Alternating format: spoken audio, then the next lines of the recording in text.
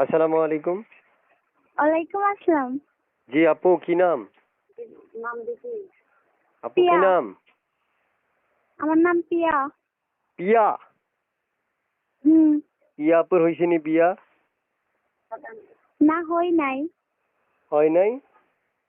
না, এখনো হই নাই। মনে মনে করেন আপনি? খুঁজতেছি।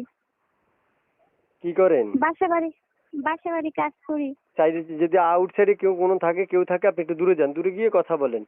তো শুনতে চাচ্ছি যে আপু, আপনি কেন আসছিলেন এই প্রতিবেদনে? সংসারের জন্য, সংসারের অভাব তো। যেই টাকা পাই ওই টাকা হয় না। বুঝতে পারছি, আপনি কষ্ট করে একটু এক সাইডে যান, মানে আপনার সাথে কেউ কথা বলছে এটা যাতে না শোনা যায়। তো আপু শুনতে চাচ্ছি, আপনি যে প্রতিবেদনে আসছেন, নাম্বারটা কার? এই নাম্বারটা আমারই। এই নাম্বারে ফোন করলে আপনাকে পাওয়া যাবে? হ্যাঁ, এই নাম্বারে ফোন দিলে আমার পাইবেন। ইমো আছে? না, আগে আসলো, মোবাইল নষ্ট হয়ে গেছে।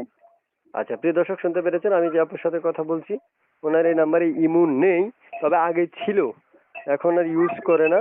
মোবাইল নষ্ট হয়ে যাওয়ার পর থেকে উনি এখন মনের মতো মানুষ চাই, যদি মনের মতো মানুষ পায় তো উনি নিজের করে নিবে এবং ভালোবাসবে। তারপর শুনতে চাই, বিয়ে করবেন? মনের মানুষ? অবশ্যই। ঠিক আছে। ভালো মনের মানুষ পাইলে আগে বিয়ে মনের করুন। আগে মনের মানুষ পান, তারপর বিয়ে করবেন না? আচ্ছা, হুম। ঠিক আছে। সুপ্রিয় দর্শক, আমি বিদায় নিচ্ছি। বিদায় নেওয়ার আগে আপনাদেরকে অসংখ্য ধন্যবাদ জানাই এতক্ষণ ধৈর্য সহকারে আপনার কথাগুলো শোনার জন্য এবং এই আপুর সাথে কথা বলার জন্য। আপু, আপনার নাম্বারে দর্শক ফোন করলে ফোন রিসিভ করবেন না কেটে দিবেন? অবশ্যই রিসিভ করবো।